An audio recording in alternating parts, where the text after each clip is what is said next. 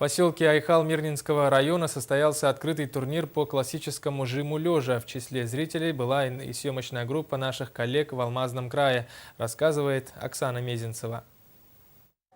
Сегодня русский жим или жим лежа приобретает популярность среди спортсменов. Подобный турнир проводится в поселке не впервые. В этом году на помост вышло более 20 спортсменов. Организатором спортивного мероприятия выступило Айхальское отделение культурно-спортивного комплекса при поддержке администрации поселка. Пока что мы не ставим задачи по разрядам. Больше для общего развития. Жим нужен и в пауэрлифтинге, и в гиревом спорте, в армрестлинге. То есть он объединяющий такой.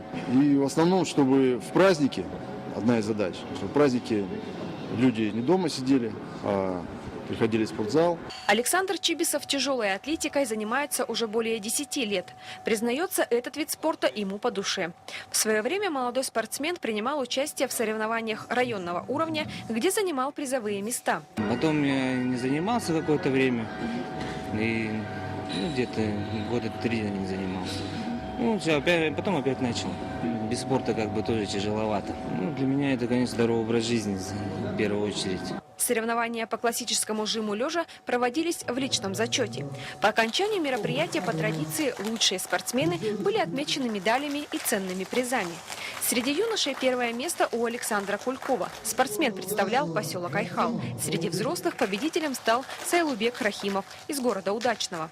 Рождественский турнир позволил представителям железного спорта продемонстрировать спортивные возможности и проверить свои силы.